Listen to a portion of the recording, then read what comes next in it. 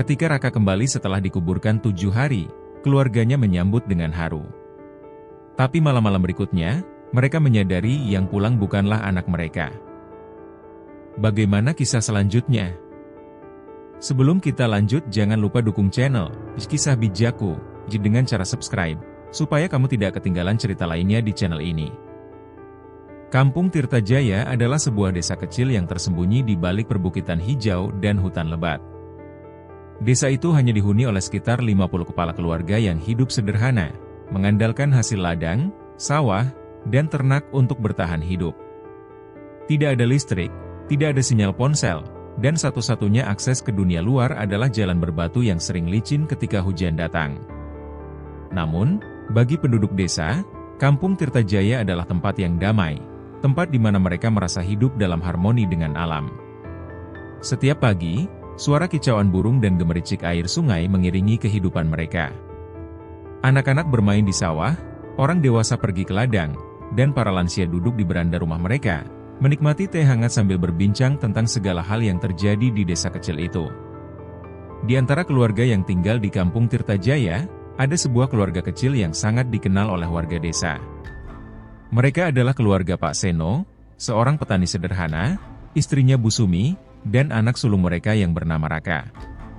Pak Seno adalah pria yang pekerja keras, dengan kulit yang kecoklatan karena terbakar matahari dan tangan yang kasar akibat bertahun-tahun bekerja di ladang. Sementara itu, Bu Sumi adalah wanita yang lembut dan penyayang, selalu tersenyum kepada siapa saja yang ia temui. Namun, dari keluarga kecil itu, perhatian warga desa seringkali tertuju pada Raka, anak mereka yang berusia 10 tahun.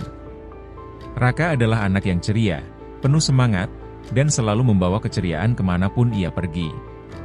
Setiap pagi, ia membantu ayahnya di ladang, meskipun tugas-tugas yang ia lakukan seringkali lebih seperti permainan bagi anak seusianya. Ia suka berlari-lari di antara tanaman jagung, memanjat pohon, atau mengejar burung yang hinggap di sawah. Raka itu anak yang beda, dikata seorang warga bernama Pak Darto, tetua desa sekaligus orang yang dipercaya memiliki ilmu spiritual. Dia punya energi yang luar biasa. Kalau dia hadir, suasana jadi hidup. Semua warga menyukai Raka. Ia dikenal sopan, murah senyum, dan tidak pernah membuat masalah. Bahkan anak-anak lain di desa sering mengikuti Raka kemanapun ia pergi, seolah-olah ia adalah pemimpin kecil mereka. Namun, di balik keceriaan itu, ada sesuatu yang seringkali membuat Bu Sumi khawatir. Raka adalah anak yang terlalu berani, terlalu penasaran, dan seringkali tidak mendengarkan peringatan orang tuanya. Ia suka menjelajahi tempat-tempat yang bahkan orang dewasa pun enggan mendekat, seperti hutan di pinggir desa yang dikenal gelap dan penuh misteri. "Nak, jangan pergi ke sana," dikata Bu Sumi suatu hari ketika ia melihat Raka berjalan menuju hutan bersama teman-temannya. Di sana banyak ular, banyak binatang buas. Tapi Raka hanya tertawa kecil dan berkata, aku tidak takut, Bu. Aku cuma mau lihat pohon besar di sana." Bu Sumi hanya bisa menghela napas, berharap anaknya akan baik-baik saja. Hingga suatu hari, keberanian dan rasa penasaran Raka membawa petaka. Hari itu adalah hari di mana desa yang damai itu berubah menjadi tempat yang penuh dengan ketakutan dan misteri. Hari itu, matahari bersinar terik, dan langit di atas Kampung Tirtajaya tampak biru tanpa awan. Suara jangkrik mulai berkurang, digantikan oleh gemerisik dedaunan yang disentuh angin. Di ladang jagung milik Pak Seno, terlihat seorang pria parubaya dengan tubuh kekar dan wajah yang keras karena terbakar matahari sedang memotong batang jagung satu persatu menggunakan sabit tajam. Di sampingnya, Raka, anak sulungnya, dengan semangat membantu, membawa keranjang kecil yang mulai penuh dengan jagung-jagung yang baru dipanen. Raka tampak begitu ceria hari itu. Dengan senyum lebar di wajahnya, ia melompat-lompat di antara barisan tanaman jagung. "Ayah, lihat. Aku bisa membawa 2 keranjang sekaligus," serunya sambil mengangkat 2 keranjang kecil yang hampir penuh. Pak Seno berhenti sejenak, memandang anaknya, dan tertawa kecil. "Pelan-pelan, Nak. Kalau semua jagung tumpah, kita harus memungutnya lagi," ucap Pak Seno dengan nada lembut, meski napasnya sedikit terengah-engah karena bekerja di bawah terik matahari. Namun, Raka adalah anak yang sulit diam. Ia terus berlari-lari kecil, melompat dari satu batu ke batu lainnya yang ada di pinggir ladang. "Aku sudah besar, ayah. Aku bisa mengangkat lebih dari ayah," teriaknya dengan penuh kebanggaan. Pak Seno hanya menggelengkan kepala sambil tersenyum. Dalam hatinya, ia merasa bangga pada anaknya yang selalu ingin membantu, meski seringkali lebih banyak bermain daripada bekerja. Ladang tempat mereka memanen jagung itu terletak di tepi jurang kecil. Jurang itu tidak terlalu dalam, hanya sekitar 5 meter, tetapi dasarnya penuh dengan batu-batu tajam yang terlihat menyeramkan. Jurang itu seringkali menjadi tempat yang ditakuti oleh warga desa, terutama jika musim hujan tiba, karena tanah di sekitarnya bisa menjadi licin dan mudah longsor. Pak Seno sudah sering mengingatkan Raka untuk tidak bermain-main terlalu dekat dengan tepi jurang itu. "Raka, jangan dekat-dekat jurang. Itu bahaya. Kalau jatuh, ayah nggak bisa nolong kamu," kata Pak Seno suatu waktu dengan nada serius. Namun, Raka selalu menjawab dengan santai, "Ya aku nggak bakal jatuh, ayah. Aku kan kuat." Hari yang cerah itu tampaknya tidak menunjukkan tanda-tanda bahaya. Suara burung terdengar dari kejauhan, dan angin sepa-sepa membawa aroma jagung yang baru dipanen. Namun, siapa sangka, hari yang tenang itu akan berubah menjadi hari yang paling kelam bagi keluarga Pak Seno. Saat Pak Seno sibuk memotong jagung di satu sisi ladang, Raka, yang merasa sudah selesai dengan tugasnya, mulai bermain-main di sekitar tepi jurang. Ia melompat dari satu batu ke batu lainnya, mencoba menyeimbangkan tubuhnya seperti seorang akrobat. "Lihat, ayah. Aku bisa lompat jauh," teriak Raka dengan suara lantang. Pak Seno, yang masih sibuk bekerja, hanya melirik sekilas dan berkata, "Raka, jangan terlalu dekat jurang. Ayah sudah bilang, itu bahaya." Namun, Raka tidak mendengarkan. Ia melompat sekali lagi, kali ini menuju sebuah batu besar yang terletak tepat di tepi jurang. Ketika kakinya mendarat di atas batu itu, tiba-tiba ia merasa batu itu goyah. Sebelum ia sempat bereaksi, batu itu bergeser, dan tubuhnya kehilangan keseimbangan. "Ayah!" teriak Raka dengan suara panik. Pak Seno menoleh dengan cepat, dan apa yang ia lihat membuat jantungnya seperti berhenti berdetak. Ia melihat tubuh kecil anaknya melayang di udara sebelum akhirnya jatuh ke dalam jurang. Suara benturan keras terdengar, diikuti oleh suara batu-batu kecil yang berguling ke dasar jurang. Pak Seno melemparkan sabitnya dan berlari menuju tepi jurang. "Raka! Raka!" teriaknya dengan suara yang dipenuhi kepanikan. Ketika Pak Seno melihat ke dasar jurang, ia melihat tubuh anaknya tergeletak di antara batu-batu tajam. Darah mengalir dari kepala Raka, membasahi batu-batu di sekitarnya. Tubuh kecil itu tidak bergerak, tidak ada tanda-tanda kehidupan. Pak Seno merasa lututnya lemas. Ia hampir terjatuh ke tanah, tetapi dengan sisa tenaganya, ia mulai mencari jalan untuk turun ke dasar jurang. Dengan susah payah, Pak Seno memanjat batu-batu licin di sisi jurang untuk mencapai tubuh anaknya. Napasnya tersengal-sengal, dan peluh membasahi seluruh tubuhnya. Ketika akhirnya ia berhasil sampai di dasar jurang, ia segera mendekati tubuh Raka. "Raka! Bangun, nak! Ini ayah! Bangun!" teriaknya sambil mengguncang tubuh anaknya. Namun, Raka tetap diam. Pak Seno merasakan denyut nadi di pergelangan tangan anaknya, tetapi tidak ada apa-apa. Tubuh Raka dingin, dan matanya tertutup rapat. Pak Seno mulai menangis. Suara tangisannya terdengar di seluruh jurang, menggema di antara dinding-dinding batu. "Raka, jangan pergi. Ayah mohon, jangan tinggalkan ayah," isaknya sambil memeluk tubuh anaknya yang sudah tidak bernyawa. Tidak lama kemudian, beberapa warga desa yang mendengar teriakan Pak Seno datang untuk membantu. Mereka berdiri di tepi jurang, memandang ke bawah dengan ekspresi penuh kesedihan. "Pak Seno, kami akan bantu angkat dia," kata salah satu warga yang membawa tali. Dengan hati-hati, mereka menurunkan tali ke dasar jurang dan mulai menarik tubuh Raka ke atas. Proses itu berlangsung lama, penuh dengan keheningan yang mencekam. Ketika tubuh Raka akhirnya berhasil diangkat ke atas, Semua orang yang melihatnya hanya bisa menggelengkan kepala. Dia sudah tidak ada, kata seorang warga dengan suara pelan. Pak Seno tidak bisa mempercayai apa yang terjadi. Ia memeluk tubuh anaknya erat-erat, menangis tanpa henti. Warga desa hanya bisa berdiri diam, tidak tahu harus berkata apa. Hari itu, Kampung Tirtajaya kehilangan salah satu anak terbaiknya. Dan bagi keluarga Pak Seno, hari itu adalah awal dari mimpi buruk yang tidak pernah mereka bayangkan. Keesokan harinya, langit di Kampung Tirtajaya tampak mendung.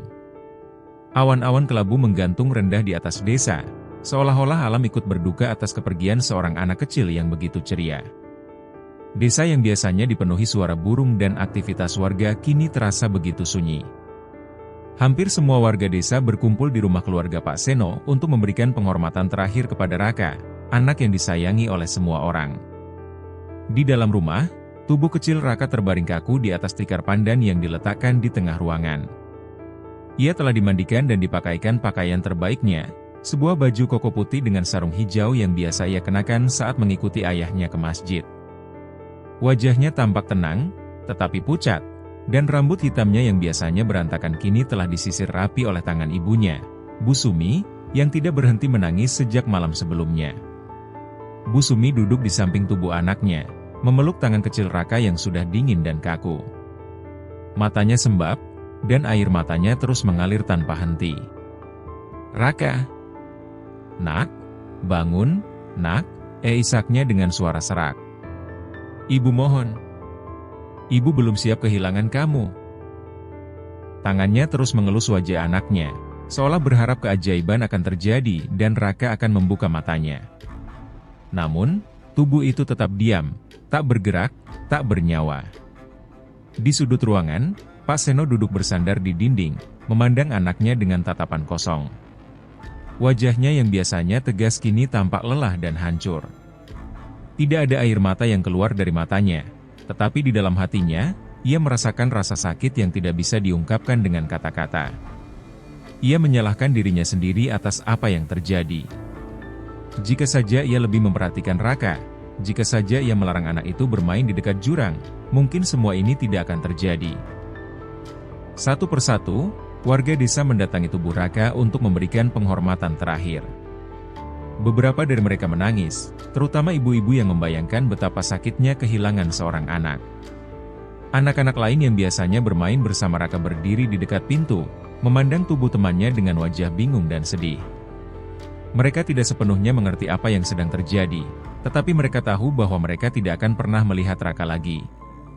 Ketika waktu pemakaman tiba, suasana menjadi semakin berat. Tubuh Raka dimasukkan ke dalam peti kayu sederhana yang telah dipersiapkan oleh warga. Bu Sumi menangis histeris saat melihat anaknya dimasukkan ke dalam peti itu.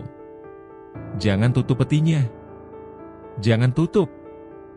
Aku masih ingin melihat dia," teriaknya sambil mencoba menghentikan warga yang akan menutup peti. Namun, dengan hati-hati, beberapa tetangga menenangkan Bu Sumi sambil berkata, "Sabar, Bu. Kita harus merelakan dia." Peti itu kemudian diangkat oleh beberapa pria desa, termasuk Pak Lik Santri, paman Raka yang datang dari desa sebelah. Mereka berjalan perlahan menuju pemakaman desa yang terletak di pinggir hutan. Perjalanan menuju pemakaman itu terasa begitu sunyi, hanya diiringi oleh suara tangisan dan langkah kaki. Jalan setapak yang mereka lalui dipenuhi dedaunan kering, dan angin berhembus dingin, seolah-olah alam ingin menyampaikan belasungkawa. Ketika mereka tiba di pemakaman, liang lahat sudah siap menyambut tubuh kecil itu. Prosesi pemakaman dilakukan dengan hikmat. Doa-doa dipanjatkan, dan satu persatu warga melemparkan segenggam tanah ke atas peti Raka. Bu Sumi kembali menangis histeris, bahkan sempat pingsan ketika melihat tanah menutupi peti anaknya. Pak Seno harus memapa istrinya dan memintanya untuk kuat. "Kita harus ikhlas, Sumi. Ini sudah takdir," bisiknya dengan suara bergetar. Hari itu, langit benar-benar menangis. Hujan rintik-rintik mulai turun ketika pemakaman selesai, menambah suasana muram yang menyelimuti desa. Raka telah pergi, meninggalkan kenangan indah yang kini hanya bisa diingat oleh keluarganya dan warga desa. 7 hari berlalu sejak kematian Raka, Tetapi rasa kehilangan itu masih terasa begitu kuat di rumah keluarga Pak Seno. Setiap sudut rumah mengingatkan mereka pada anak itu. Sepasang sandal kecil milik Raka masih tergeletak di dekat pintu. Layangan buatan Raka yang belum selesai masih tergantung di dinding. Bahkan, suara tawa anak itu masih terngiang di kepala Bu Sumi setiap kali ia duduk sendirian di ruang tengah. Malam itu, suasana di rumah terasa lebih sunyi dari biasanya. Pak Seno dan Bu Sumi duduk di ruang tengah, ditemani oleh cahaya redup dari lampu minyak. Tidak ada suara percakapan di antara mereka, hanya keheningan yang terasa mencekam. Di luar, angin berhembus kencang, membawa suara dedaunan yang bergesekan. Sesekali, terdengar suara burung hantu dari arah hutan, menambah suasana yang sudah menyeramkan. Tiba-tiba, terdengar ketukan pelan di pintu depan. Suara itu terdengar jelas di tengah keheningan malam. Tok tok tok. Ketukan itu tidak terlalu keras, tetapi cukup untuk membuat Bu Sumi dan Pak Seno saling menatap dengan wajah bingung. "Siapa malam-malam begini?" tanya Bu Sumi dengan nada cemas. Pak Seno berdiri perlahan, berjalan menuju pintu. Ia membuka pintu dengan hati-hati, dan saat itu, tubuhnya langsung membeku. Raka berdiri di depan pintu. Anaknya yang sudah meninggal 7 hari lalu kini berdiri di sana, mengenakan pakaian yang sama seperti saat ia dimakamkan. Wajahnya pucat, matanya kosong, tetapi tubuhnya nyata. Pak Seno tidak bisa berkata-kata. Ia hanya menatap anaknya dengan mata membelalak, mulutnya terbuka, tetapi tidak ada suara yang keluar. "Raka!" Suara Bu Sumi terdengar dari belakang. Ketika ia melihat anaknya, ia langsung menangis dan berlari ke arah pintu. "Raka! Kamu kembali! Kamu hidup!" Ia memeluk tubuh kecil itu erat-erat, tetapi tubuh itu terasa dingin, seperti es. Namun, Bu Sumi tidak peduli. Baginya, anaknya telah kembali, dan itu yang paling penting. Namun, ada sesuatu yang aneh dengan Raka. Ia tidak berbicara, tidak tersenyum seperti biasanya. Ia hanya berdiri diam, menatap lurus ke depan dengan mata yang kosong. Wajahnya tidak menunjukkan emosi apapun, seperti patung yang tidak bernyawa. Pak Seno yang awalnya terkejut mulai merasa ada sesuatu yang tidak beres. "Sumi, ini aneh," bisiknya dengan suara pelan. Namun, Bu Sumi mengabaikan perasaan itu. Ia memegang tangan anaknya dan membawanya masuk ke dalam rumah. "Raka, kamu pasti lapar, kan? Ibu akan buatkan makanan untuk kamu," katanya dengan suara lembut, meskipun air matanya masih mengalir. Raka hanya duduk di kursi ruang tengah, diam tanpa mengucapkan sepatah kata pun. Sejak malam itu, ketika Raka kembali ke rumah, suasana di kampung Tirtajaya berubah. Warga yang sebelumnya ramai membicarakan tragedi kematian Raka, kini digemparkan oleh kabar bahwa anak itu telah hidup kembali. Kabar ini menyebar dengan cepat, dari mulut ke mulut, hingga ke desa-desa tetangga. Orang-orang mulai berdatangan ke rumah Pak Seno untuk melihat sendiri keajaiban ini. Namun, yang mereka temukan adalah sesuatu yang jauh dari keajaiban. Di ruang tengah rumah Pak Seno, Raka duduk di sebuah kursi kayu, diam, tidak berbicara, dan tidak tersenyum. Ia hanya memandang lurus ke depan, seolah-olah tidak menyadari keberadaan orang-orang di sekitarnya. Wajahnya yang pucat dan matanya yang kosong membuat beberapa warga merasa tidak nyaman. "Ini benar-benar Raka?" bisik seorang wanita tua kepada tetangganya. Dia terlihat berbeda. Namun, bagi Bu Sumi, tidak ada yang lebih penting selain kembalinya anaknya. Ia merawat Raka seperti biasa, memberinya makan, memandikannya, dan membiarkannya tidur di kamar yang dulu menjadi tempat tidurnya.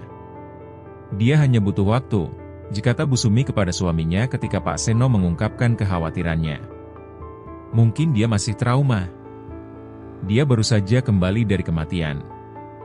Itu pasti bukan hal yang mudah." Pak Seno tidak bisa membantah istrinya, tetapi di dalam hatinya, ia merasa ada sesuatu yang salah. Raka yang sekarang tidak seperti Raka yang dulu. Anak itu tidak pernah berbicara, bahkan tidak pernah menatap kedua orang tuanya. Ia hanya diam, seperti boneka yang kehilangan jiwanya. Malam pertama setelah Raka kembali, suasana di rumah Pak Seno terasa berbeda. Setelah semua lampu dimatikan, dan semua orang masuk ke kamar masing-masing, kesunyian yang aneh menyelimuti rumah itu. Di luar, angin berhembus kencang, membawa suara dedaunan yang bergesekan satu sama lain. Namun, di tengah kesunyian itu, terdengar suara langkah kaki. Tok tok tok. Suara itu terdengar pelan, seperti seseorang yang berjalan di dalam rumah. Pak Seno, yang belum sepenuhnya tertidur, membuka matanya dan menajamkan telinganya. Ia yakin suara itu berasal dari ruang tengah. Siapa yang berjalan malam-malam begini? Pikirnya. Ia menoleh ke arah Bu Sumi, yang tidur di sampingnya. Istrinya tampak terlelap, napasnya teratur. Pak Seno berusaha mengabaikan suara itu, mengira mungkin itu hanya angin yang menggerakkan sesuatu di dalam rumah. Namun, suara langkah kaki itu semakin jelas, seolah-olah seseorang sedang berjalan mondar-mandir di ruang tengah. Akhirnya, Pak Seno memutuskan untuk bangun. Ia mengambil lampu minyak dari meja di samping tempat tidurnya dan menyalakannya. Dengan hati-hati, ia membuka pintu kamar dan melangkah keluar. Raka, panggilnya dengan suara pelan. Tidak ada jawaban. Ia berjalan menuju ruang tengah, dan yang ia temukan membuat bulu kuduknya berdiri. Raka berdiri di tengah ruangan, membelakangi ayahnya. Tubuhnya diam, tetapi kakinya bergerak perlahan, seperti seseorang yang berjalan di tempat. Pak Seno merasa ada sesuatu yang aneh dengan cara anaknya berdiri. Bahunya terkulai, kepalanya sedikit miring ke samping, dan tubuhnya tampak kaku, seperti boneka kayu yang digerakkan oleh tali. Raka, kamu ngapain, nak? Tanya Pak Seno dengan suara bergetar. Namun, Raka tidak menjawab. Ia hanya berdiri di sana, punggungnya menghadap ayahnya, tidak bergerak. Pak Seno melangkah mendekat, tetapi tiba-tiba Raka berhenti bergerak. Anak itu berdiri diam selama beberapa detik, kemudian perlahan menoleh ke arah ayahnya. Wajahnya pucat, matanya kosong, tetapi bibirnya melengkung membentuk senyuman kecil yang tidak wajar. Senyuman itu membuat Pak Seno merasa merinding. Kamu kenapa, nak? Tanya Pak Seno lagi, tetapi Raka hanya menatapnya tanpa berkata apa-apa. Setelah beberapa saat, anak itu berjalan kembali ke kamarnya tanpa mengucapkan sepatah kata pun. Pak Seno berdiri di ruang tengah untuk beberapa saat, mencoba memahami apa yang baru saja terjadi. Ada sesuatu yang tidak beres dengan anaknya, tetapi ia tidak tahu apa itu. Malam-malam berikutnya, keanehan di rumah Pak Seno semakin menjadi-jadi. Setiap malam, suara langkah kaki terus terdengar, kadang-kadang di ruang tengah, kadang-kadang di dapur, bahkan di kamar Raka sendiri. Bu Sumi mulai merasakan hal yang sama, tetapi ia menolak untuk mempercayai bahwa ada sesuatu yang salah. Itu cuma angin, katanya setiap kali Pak Seno membahasnya. Atau mungkin Raka berjalan dalam tidurnya. Namun, keanehan itu tidak berhenti di situ. Kadang-kadang, mereka mendengar suara tangisan dari kamar Raka. Suara itu pelan, seperti bisikan, tetapi cukup jelas untuk membuat Pak Seno dan Bu Sumi terbangun di tengah malam. Ketika mereka membuka pintu kamar Raka, mereka selalu menemukan anak itu duduk di tempat tidurnya, menatap lurus keluar jendela. Ketika ditanya, Raka tidak pernah menjawab. Ia hanya diam, seperti biasa. Suatu malam, Bu Sumi bangun untuk mengambil air di dapur. Ketika ia berjalan melewati kamar Raka, ia melihat pintu kamar itu sedikit terbuka.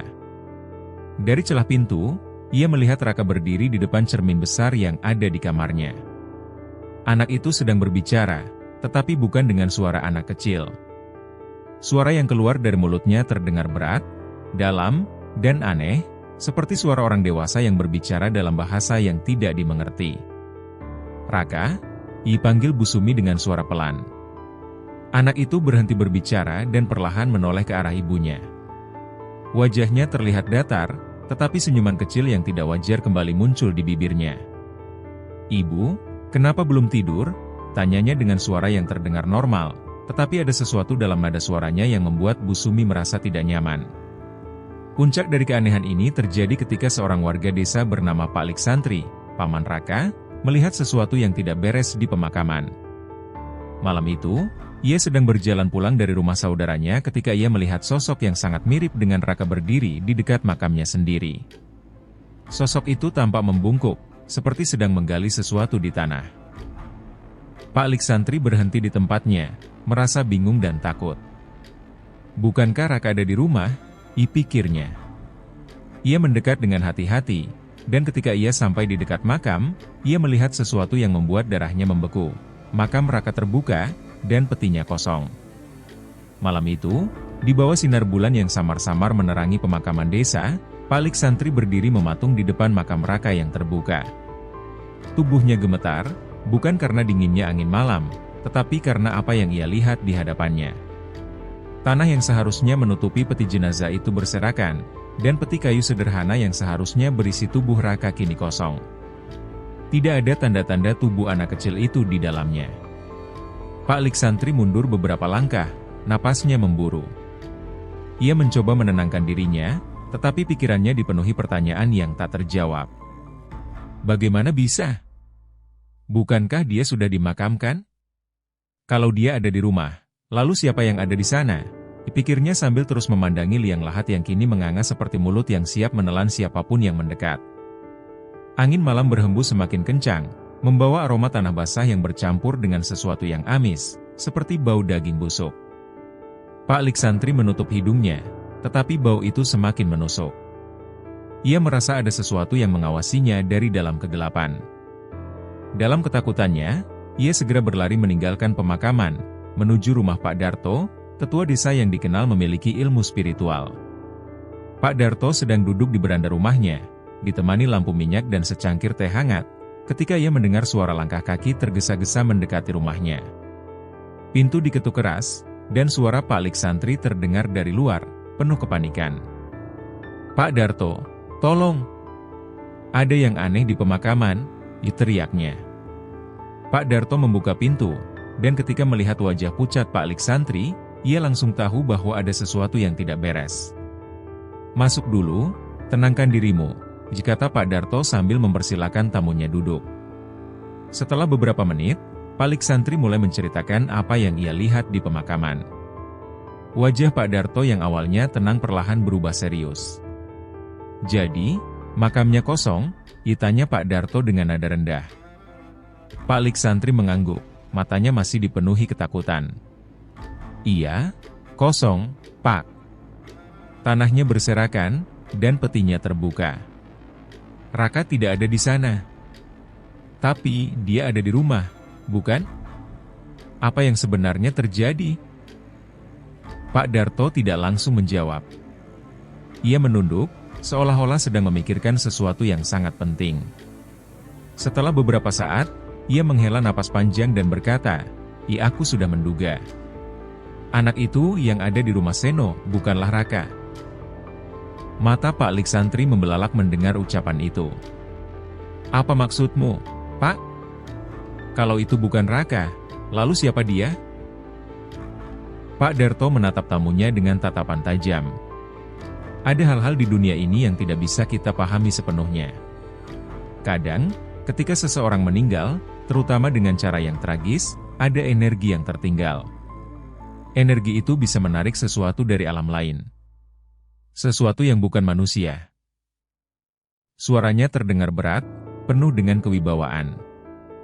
Pak Liksantri semakin ketakutan. "Jadi itu roh jahat? Atau apa, Pak?" Pak Darto menggeleng. "Aku tidak yakin itu roh jahat. Tapi yang jelas, itu bukan anak Seno. Itu hanya mengambil bentuk Raka. Aku perlu melihat sendiri.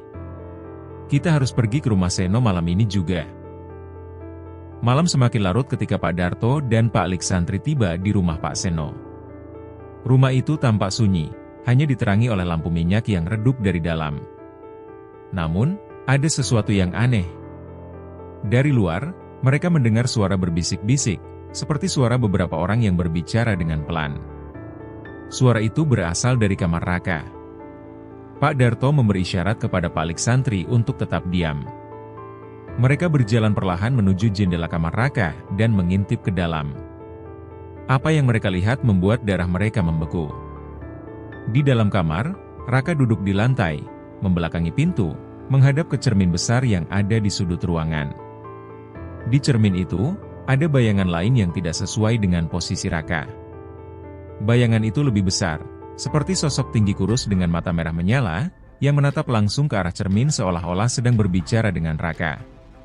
Suara yang mereka dengar sebelumnya ternyata berasal dari sosok itu, berbicara dalam bahasa yang tidak mereka mengerti.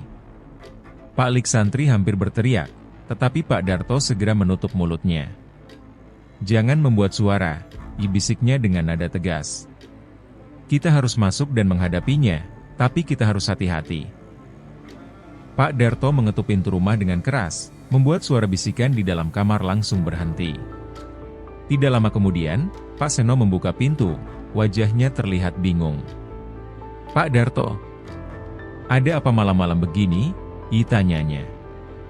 "Kami perlu bicara, Seno." "Ini penting," jawab Pak Darto dengan nada serius. Tanpa menunggu jawaban, ia langsung masuk ke dalam rumah, diikuti oleh Pak Lik Santri. Ketika mereka masuk, mereka melihat Bu Sumi duduk di ruang tengah, wajahnya terlihat lelah dan cemas. "Ada apa, Pak?" tanya Bu Sumi, tetapi sebelum Pak Darto sempat menjawab, pintu kamar Raka terbuka.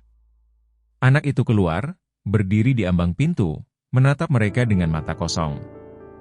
"Raka, Nak, kenapa belum tidur?" tanya Bu Sumi dengan suara lembut, tetapi anak itu tidak menjawab. Ia hanya berdiri di sana, menatap satu persatu orang yang ada di ruangan itu. Senyuman kecil muncul di wajahnya, tetapi senyuman itu bukan senyuman seorang anak kecil. Ada sesuatu yang tidak wajar, sesuatu yang menyeramkan. Pak Darto melangkah maju, berdiri di depan Raka. "Siapa kamu?" tanyanya dengan suara tegas. Raka tidak menjawab. Ia hanya menatap Pak Darto dengan senyuman anehnya. Namun, tiba-tiba, ia berkata dengan suara yang berat dan dalam, suara yang jelas bukan milik seorang anak kecil. "Aku adalah dia yang dipanggil.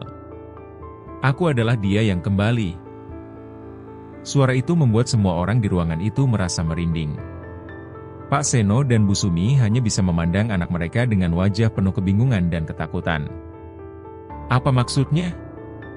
"Raka, kamu bicara apa?" tanya Pak Seno. Tetapi anak itu tidak menjawab. Pak Darto tahu bahwa mereka tidak bisa menunggu lebih lama lagi. Ia meminta semua orang untuk duduk di ruang tengah, sementara ia memulai ritual untuk mengungkap kebenaran. Ia menyalakan dupa, mengambil segenggam garam, dan mulai melantunkan doa-doa dalam bahasa Jawa kuno. Sementara itu, Raka hanya berdiri di sudut ruangan, menatap mereka dengan mata yang tidak berkedip. Ketika doa-doa itu semakin keras, Raka mulai bergerak. Tubuhnya bergeliat seperti sedang kesakitan, tetapi wajahnya tetap tersenyum. "Berhenti," katanya dengan suara berat. "Kalian tidak tahu apa yang kalian lakukan. Jika aku pergi, dia tidak akan pernah kembali." Pak Darto mengabaikan suara itu dan terus melantunkan doa-doanya. Tiba-tiba, angin kencang berhembus di dalam rumah, meskipun semua pintu dan jendela tertutup rapat. Lampu minyak bergoyang, hampir padam, dan suara lolongan aneh terdengar dari luar rumah. Tubuh Raka akhirnya terjatuh ke lantai, dan dari mulutnya keluar suara jeritan yang mengerikan. Sosok bayangan tinggi kurus yang sebelumnya ada di cermin kini muncul di tengah ruangan, melayang-layang di udara. Wajahnya mengerikan, dengan mata merah menyala dan gigi tajam yang tampak seperti milik binatang. Semua orang di ruangan itu menjerit ketakutan, tetapi Pak Darto tetap berdiri tegak, melanjutkan doanya dengan penuh keberanian. Malam itu, di bawah langit yang gelap tanpa bintang, Pak Lik Santri berdiri mematung di depan makam Raka. Napasnya terasa tertahan di tenggorokan, matanya membelalak menatap lubang besar di tanah yang seharusnya menjadi tempat peristirahatan terakhir keponakannya. Makam Raka terbuka. Peti kayunya pecah, dan isinya kosong. Angin malam yang dingin menerpa tubuhnya, membuat bulu kuduknya berdiri. Ia ingin berlari, ingin meninggalkan tempat itu, tetapi kakinya terasa berat, seperti dipaku ke tanah. Suara lembut gesekan dedaunan terdengar, tetapi di telinganya, Suara itu berubah menjadi bisikan-bisikan aneh yang tidak ia mengerti. Ada apa ini? Siapa yang membuka makam ini? Pikirnya dengan panik. Namun, sebelum ia sempat berpikir lebih jauh, ia mendengar suara langkah kaki kecil. Tok tok tok. Suara itu datang dari arah yang tidak jauh dari tempatnya berdiri. Pak Lik Santri menoleh perlahan, dan apa yang dilihatnya membuat darahnya seperti berhenti mengalir. Di bawah sinar bulan yang samar, ia melihat sosok yang sangat mirip Raka berdiri di dekat pohon besar di ujung pemakaman. Tubuh kecil itu berdiri kaku, matanya yang kosong menatap lurus ke arahnya. Bibirnya membentuk senyuman kecil yang terasa tidak wajar, dan tangannya menggenggam sesuatu, tanah basah yang menetes di sela-sela jarinya. Raka, dipanggil Pak Lik Santri dengan suara bergetar, meskipun di dalam hatinya ia tahu bahwa itu bukan keponakannya. Sosok itu tidak menjawab. Sebaliknya, ia hanya berdiri diam, memiringkan kepalanya sedikit seolah-olah sedang mempelajari Pak Lik Santri. Kemudian, tiba-tiba, sosok itu berbalik dan berjalan perlahan menuju hutan yang gelap. Pak Lik Santri tidak bisa menahan rasa takutnya. Ia berlari sekuat tenaga, meninggalkan pemakaman itu, tidak peduli suara langkahnya yang menggemparkan keheningan malam. Ketika ia akhirnya sampai di rumah, tubuhnya basah oleh keringat dingin, dan napasnya tersengal-sengal. Ini bukan keponakanku, bukan dia, gumamnya dengan wajah pucat. Keesokan harinya, Pak Lik Santri segera menemui Pak Darto, tetua desa yang dikenal memiliki ilmu spiritual. Pak Darto tinggal di sebuah rumah kayu kecil di pinggir desa, dikelilingi oleh kebun yang dipenuhi tumbuhan obat dan pohon besar yang rindang. Ketika Pak Lik Santri menceritakan apa yang ia lihat di pemakaman, wajah Pak Darto berubah serius. Jadi makamnya kosong? Tanya Pak Darto dengan suara berat. Ia duduk di kursi bambu, tangannya memegang tongkat kayu yang selalu ia gunakan. Matanya yang tajam menatap langsung ke arah Pak Lik Santri. Iya, Pak Darto. Saya melihatnya dengan mata kepala saya sendiri. Makamnya terbuka, petinya pecah, dan tidak ada tubuh di dalamnya, jawab Pak Lik Santri dengan suara gemetar. Dan saya juga melihat sesuatu. Sosok yang mirip Raka, tapi saya yakin itu bukan dia. Pak Darto menghela napas panjang. Ia berdiri dan berjalan menuju rak kayu di sudut ruangan, mengambil sebuah kitab tua yang tebal. Aku sudah mencium bau ini sejak anak itu kembali, katanya sambil membuka-buka halaman kitab itu. Itu bukan keajaiban. Itu bukan anakmu yang kembali, tapi sesuatu yang lain. Sesuatu yang seharusnya tidak berada di dunia ini. Pak Lik Santri menelan ludah. Maksud Pak Darto, itu arwah gentayangan? Pak Darto menggeleng pelan. Tidak. Ini lebih buruk dari itu. Jika tubuh Raka tidak ada di dalam makamnya, itu berarti tubuhnya digunakan oleh sesuatu yang tidak berasal dari dunia ini. Semacam roh gelap atau makhluk yang menggunakan tubuh manusia sebagai wadah untuk kembali ke dunia ini. Ia berhenti sejenak, menatap Pak Lik Santri dengan serius. Dan jika itu benar, maka kita semua dalam bahaya. Pak Darto kemudian meminta Pak Lik Santri untuk segera memanggil Pak Seno dan Bu Sumi ke rumahnya. Kita harus menyelesaikan ini sebelum semuanya terlambat, katanya dengan nada tegas. Malam itu, Pak Seno dan Bu Sumi datang ke rumah Pak Darto. Mereka tampak lelah, terutama Bu Sumi yang matanya sembab karena terlalu banyak menangis. Apa yang sebenarnya terjadi, Pak Darto? Tanya Pak Seno. Kami tidak mengerti. Anak kami kembali, tapi dia berbeda. Pak Darto menatap keduanya dengan tatapan serius. Aku akan jujur kepada kalian. Anak kalian, Raka, tidak benar-benar kembali. Yang kalian lihat, yang tinggal di rumah kalian sekarang, bukanlah Raka. Itu adalah sesuatu yang lain. Bu Sumi langsung menangis. Tidak, itu tidak mungkin. Itu anak saya. Saya tahu Raka saya. Tubuhnya, mungkin. Tapi jiwanya tidak, jawab Pak Darto dengan suara pelan. Makhluk itu menggunakan tubuh Raka sebagai wadah. Dan aku yakin, tubuh itu tidak sepenuhnya hidup. Itu sebabnya dia tidak berbicara, tidak tersenyum, dan tidak bertingkah seperti anak kalian. Pak Seno merasa lututnya lemas. Ia menatap lantai, mencoba memahami apa yang baru saja dikatakan oleh Pak Darto. Apa yang bisa kita lakukan, Pak? Bagaimana cara kita membawanya kembali? Pak Darto menggeleng pelan. Aku tidak tahu apakah kalian bisa membawanya kembali. Tapi aku tahu satu hal, kita harus mengusir makhluk itu dari tubuh anak kalian sebelum semuanya menjadi lebih buruk. Jika kita membiarkannya, makhluk itu akan semakin kuat, dan mungkin akan membahayakan kalian semua. Pak Darto memutuskan untuk melakukan ritual pengusiran makhluk tersebut malam itu juga. Ia meminta Pak Seno dan Bu Sumi membawa Raka ke rumahnya. Ketika mereka tiba, Raka tampak seperti biasa, diam, pucat, dan tidak berbicara. Anak itu mengikuti mereka tanpa perlawanan, seperti boneka yang digerakkan oleh tali. Pak Darto menyiapkan segala sesuatunya, dupa, kain putih, dan beberapa alat ritual lainnya.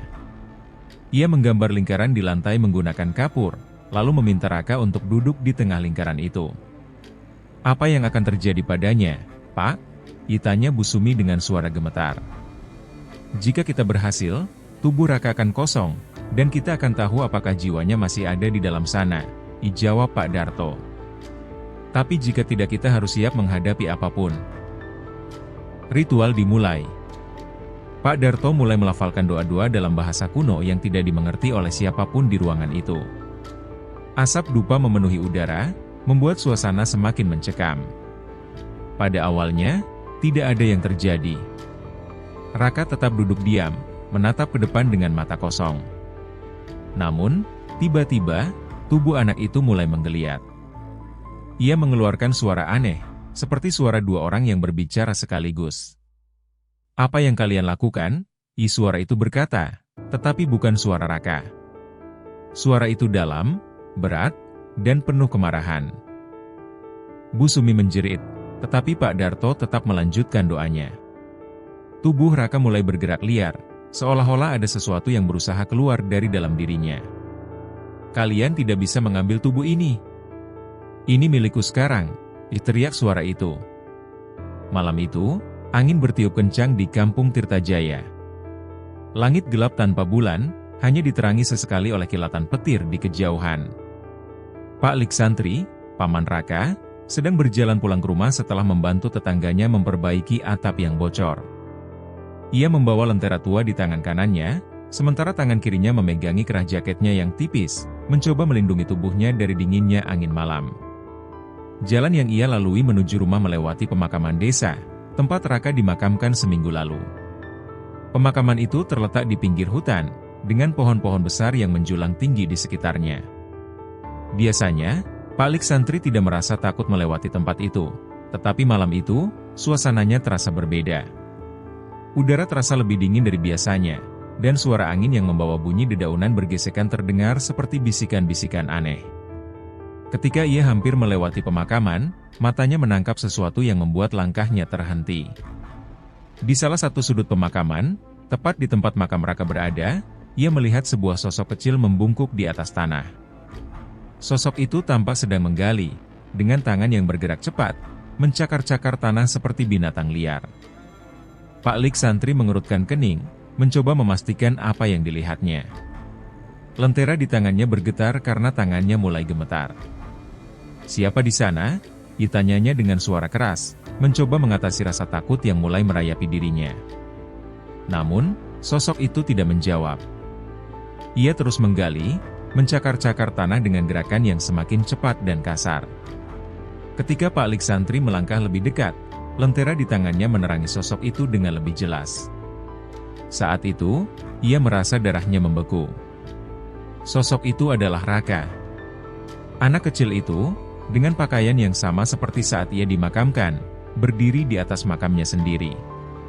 Tangannya kotor oleh tanah, dan kukunya patah-patah, seolah-olah ia telah menggali dengan tangannya sendiri selama berjam-jam. Raka? Bisik Pak Liksantri dengan suara bergetar. Sosok itu tiba-tiba berhenti menggali dan perlahan menoleh ke arahnya.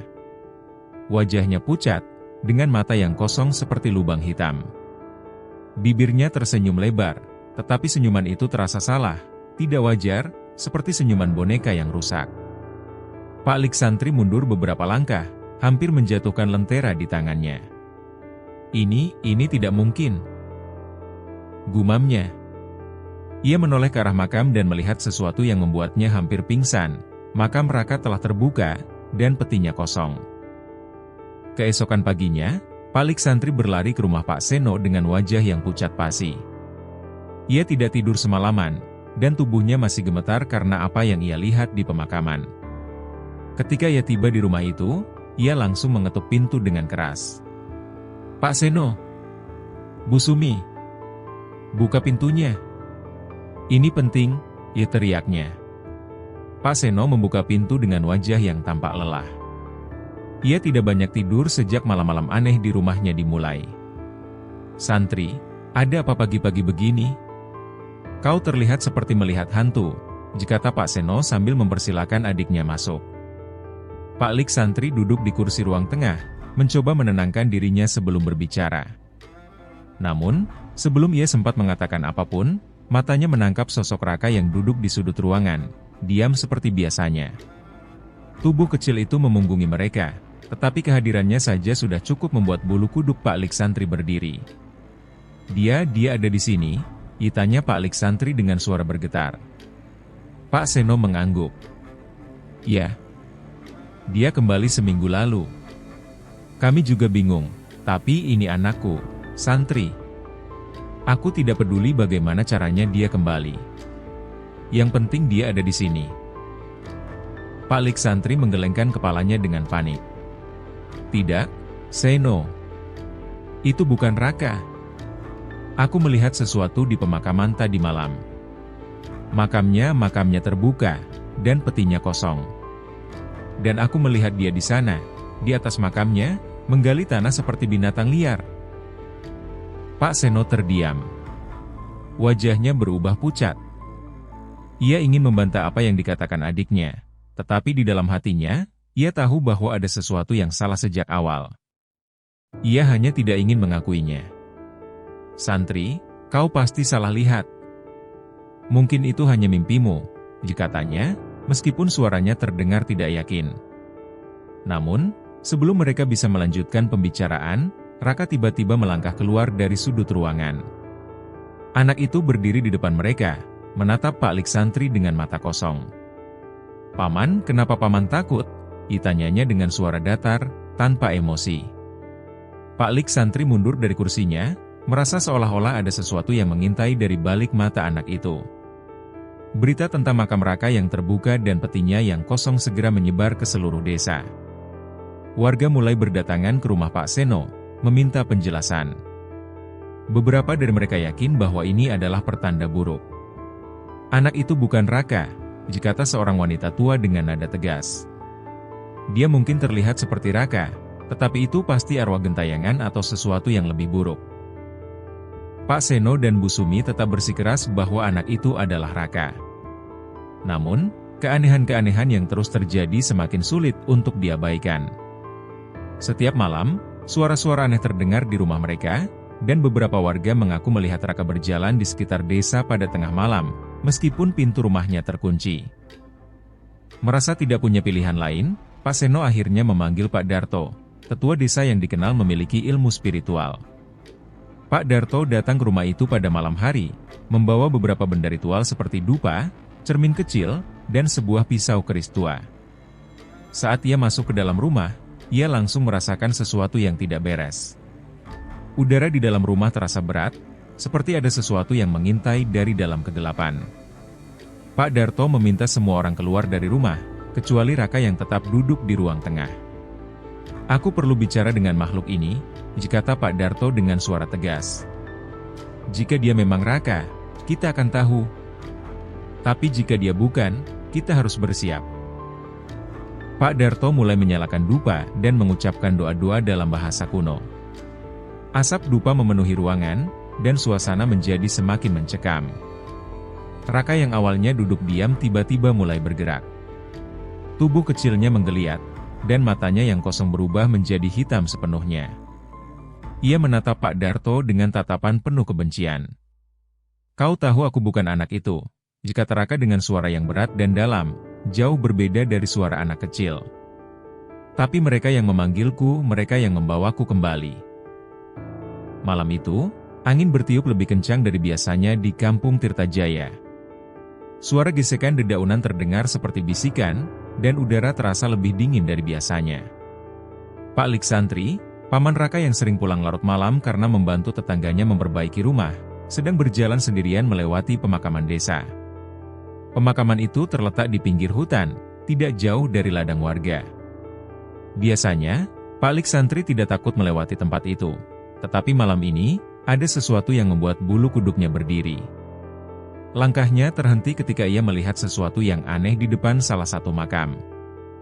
Dari kejauhan, ia melihat sesosok bayangan kecil berdiri di dekat makam Raka. Bayangan itu membungkuk, seperti sedang melakukan sesuatu. Hatinya berdebar, tetapi ia mencoba meyakinkan dirinya sendiri bahwa itu hanyalah seekor binatang.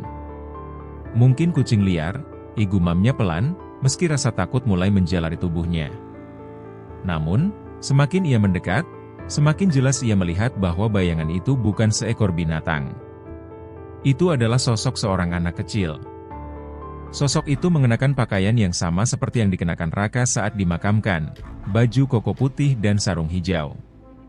Sosok itu membungkuk di atas makam, tangannya bergerak seperti sedang menggali sesuatu. Pak Lik Santri berhenti di tempatnya, tubuhnya gemetar. Bukankah Raka sudah mati? Pikirnya. Tetapi, bagaimana mungkin anak itu ada di sana? Ia mencoba memanggil dengan suara serak, Raka? Suaranya hampir tidak terdengar, tetapi sosok itu tiba-tiba berhenti bergerak. Perlahan, sosok itu menoleh ke arah Pak Lik Santri. Wajahnya terlihat pucat, matanya kosong, tetapi bibirnya menyunggingkan senyuman kecil yang tidak wajar. Senyum itu begitu dingin, seolah-olah bukan berasal dari seorang anak kecil, melainkan sesuatu yang jauh lebih gelap. Pak Lik Santri merasa tubuhnya kaku. Ia ingin berlari, tetapi kakinya tidak mau bergerak. Sosok itu hanya menatapnya selama beberapa detik, kemudian perlahan berjalan menjauh, masuk ke dalam kegelapan hutan. Begitu sosok itu menghilang, Pak Lik Santri langsung berlari ke arah makam Raka. Ia ingin memastikan apakah yang dilihatnya tadi benar-benar nyata, atau hanya halusinasi akibat kelelahan. Ketika ia sampai di makam, ia terkejut melihat bahwa makam Raka terbuka. Galian tanah berserakan, dan peti kayu yang seharusnya terkubur di dalam tanah terlihat menganga. Dengan gemetar, Pak Lik Santri mendekati peti itu dan mengintip ke dalam. Peti itu kosong. Tidak ada tubuh Raka di sana. Pak Lik Santri terdiam selama beberapa detik, mencoba memahami apa yang sedang terjadi. Namun, rasa takut yang begitu kuat membuatnya tidak bisa berpikir jernih. Ia langsung berlari kembali ke desa, napasnya tersengal-sengal, dan keringat dingin membasahi tubuhnya. Ketika ia sampai di rumah Pak Seno, ia segera mengetuk pintu dengan keras, berharap seseorang akan membukanya secepat mungkin. Ketukan keras di pintu membuat Pak Seno bangun dari tidurnya. Ia bergegas membuka pintu dan menemukan Pak Lik Santri berdiri di sana, wajahnya pucat, dan napasnya tersengal-sengal. "Santri, ada apa? Kenapa kamu seperti ini?" ditanya Pak Seno dengan nada khawatir. Pak Lik Santri tidak segera menjawab. Ia hanya berdiri di sana, mencoba mengatur napasnya sambil menunjuk ke arah pemakaman. "Seno, makam Raka makamnya terbuka," katanya akhirnya, dengan suara yang bergetar. "Petinya kosong, Seno. Tubuhnya tidak ada di sana." Pak Seno tertegun. Ia tidak tahu harus berkata apa. Kata-kata itu seperti pukulan keras di dadanya. "Apa maksudmu? Itu tidak mungkin," gumamnya. Namun, sebelum ia sempat bertanya lebih jauh, Bu Sumi muncul di belakangnya. "Ada apa ini? Kenapa ribut-ribut malam-malam begini?" tanyanya. Pak Lik Santri memandang Bu Sumi dengan wajah penuh ketakutan. "Makam Raka kosong. Aku melihatnya sendiri. Dan tadi, aku melihat seseorang yang mirip Raka di sana," katanya dengan nada putus asa. Bu Sumi langsung menutup mulutnya dengan tangan, matanya membelalak. Tidak mungkin, itu pasti salah, dikatanya sambil menggelengkan kepala. Raka ada di sini. Dia ada di kamar. Tanpa berkata apa-apa lagi, mereka bertiga berjalan ke kamar Raka. Ketika mereka membuka pintu kamar, mereka menemukan anak itu duduk di tempat tidurnya, menatap lurus keluar jendela. Ketika mereka masuk, Raka perlahan menoleh ke arah mereka. Wajahnya datar, tetapi matanya yang kosong membuat suasana di kamar itu terasa semakin mencekam. Pak Lik Santri merasa tubuhnya gemetar. Seno, aku tidak tahu siapa ini, tapi yang jelas, tubuh Raka tidak ada di makamnya, dikatanya dengan suara pelan. Namun, sebelum Pak Seno sempat menjawab, Raka tiba-tiba berbicara. Aku tidak suka kalian membicarakan aku seperti itu. Suaranya terdengar berat, jauh lebih berat dari suara anak kecil. Semua orang di ruangan itu langsung terdiam. Bu Sumi merasa lututnya lemas dan hampir terjatuh, tetapi Pak Seno segera memegangi istrinya. Raka, kamu kenapa, nak? Tanya Pak Seno dengan suara bergetar. Namun, Raka tidak menjawab. Ia hanya memandang mereka dengan tatapan dingin, kemudian berbaring kembali di tempat tidurnya. Keesokan harinya, kabar tentang apa yang dilihat Pak Lik Santri di makam Raka menyebar ke seluruh desa. Warga mulai merasa takut, dan banyak yang percaya bahwa yang kembali ke rumah Pak Seno bukanlah Raka. Mereka mendatangi Pak Darto, tetua desa yang dikenal memiliki ilmu spiritual, untuk meminta bantuan. Pak Darto adalah pria tua dengan rambut putih dan janggut panjang. Ia tinggal di sebuah rumah kecil di ujung desa, yang dikelilingi oleh pohon-pohon besar. Ketika warga datang ke rumahnya, ia mendengarkan cerita mereka dengan tenang, tetapi raut wajahnya menunjukkan bahwa ia sudah mulai mencurigai sesuatu. Ini bukan hal yang biasa, dikatanya akhirnya. Jika tubuh Raka tidak ada di makamnya, maka yang kembali ke rumah itu bukanlah Raka. Itu adalah sesuatu yang lain. Pak Darto memutuskan untuk pergi ke rumah Pak Seno untuk melihat sendiri apa yang sedang terjadi. Ketika ia sampai di sana, ia langsung merasakan sesuatu yang tidak beres. Suasana di rumah itu terasa berat, seperti ada energi gelap yang menyelimuti tempat itu. Ketika ia bertemu dengan Raka, ia memandang anak itu dengan mata tajam, mencoba mencari tahu apa yang sebenarnya sedang terjadi. Anak ini bukan Raka, dikata Pak Darto akhirnya, setelah beberapa menit memandangi anak itu. Tubuhnya mungkin tubuh Raka, tetapi yang ada di dalam tubuh ini bukanlah jiwa anakmu. Bu Sumi langsung menangis mendengar kata-kata itu. Tidak. Itu Raka. Dia anak saya, dikatanya sambil memeluk Raka dengan erat. Namun, Pak Darto tetap pada pendiriannya. Ada sesuatu yang telah merasuki tubuh anak ini, dikatanya. Dan kita harus mengusirnya sebelum semuanya terlambat. Malam itu, suasana di rumah Pak Seno terasa lebih mencekam dari sebelumnya. Pak Darto, tetua desa, telah mempersiapkan segala sesuatu untuk ritual pengusiran roh yang merasuki tubuh Raka. Di ruang tengah, lingkaran besar digambar di lantai menggunakan kapur putih, dihiasi dengan simbol-simbol kuno yang hanya dimengerti oleh Pak Darto. Di tengah lingkaran itu, Raka duduk dengan tenang, tetapi ada sesuatu yang salah dengan anak itu. Matanya yang kosong kini tampak lebih gelap, seperti lubang hitam yang tidak memantulkan cahaya. Bibirnya menyunggingkan senyuman kecil yang dingin, seolah-olah ia tahu apa yang akan terjadi. Pak Seno dan Bu Sumi berdiri di sudut ruangan, memegang tangan satu sama lain dengan erat. Wajah mereka penuh dengan kecemasan dan ketakutan. Pak Darto, apa yang akan terjadi pada anak kami? Tanya Bu Sumi dengan suara bergetar. Air matanya mengalir deras, tetapi ia mencoba untuk tetap kuat. Pak Darto menoleh ke arah mereka. Aku tidak bisa menjanjikan apapun, dikatanya dengan suara berat. Yang ada di dalam tubuh anak kalian bukanlah Raka. Jika kita berhasil, tubuhnya akan kosong, dan kita akan tahu apakah jiwanya masih ada di dunia ini. Tapi jika kita gagal... Ia tidak melanjutkan kalimatnya, tetapi semua orang di ruangan itu tahu apa yang ia maksud. Pak Darto menyalakan dupa dan mulai melantunkan doa-doa dalam bahasa Jawa kuno. Asap dupa memenuhi ruangan, menciptakan suasana yang semakin mencekam. Suara doa Pak Darto terdengar semakin keras, bergema di seluruh ruangan. Pada awalnya, tidak ada yang terjadi. Raka tetap duduk diam di tengah lingkaran, matanya menatap lurus ke depan. Namun, tiba-tiba, tubuh Raka mulai menggeliat.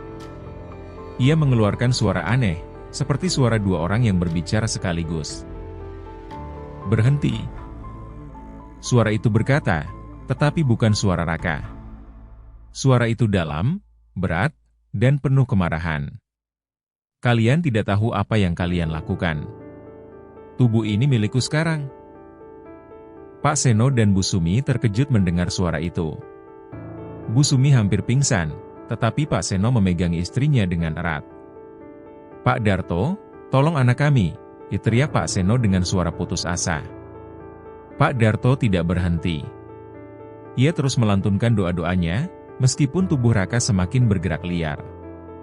Anak itu mulai berteriak, tetapi teriakannya terdengar seperti jeritan makhluk yang bukan manusia. "Kalian tidak bisa mengambil tubuh ini. Aku dipanggil ke sini. Aku punya hak atas tubuh ini," teriak suara itu. Angin kencang tiba-tiba berhembus di dalam rumah, meskipun semua pintu dan jendela tertutup rapat. Lampu minyak bergoyang, hampir padam, dan suara lolongan aneh terdengar dari luar rumah. Tubuh Raka terangkat dari lantai, melayang di udara, sementara simbol-simbol di lingkaran mulai bersinar dengan cahaya putih yang terang. Pak Darto mengangkat keris tua yang ia bawa dan mengarahkannya ke tubuh Raka. "Siapapun kau, aku memerintahkanmu untuk keluar dari tubuh anak ini. Kembalilah ke tempat asalmu," teriaknya dengan suara lantang. Makhluk di dalam tubuh Raka tertawa. Suara tawanya menggema di seluruh ruangan. "Kalian pikir kalian bisa mengusirku?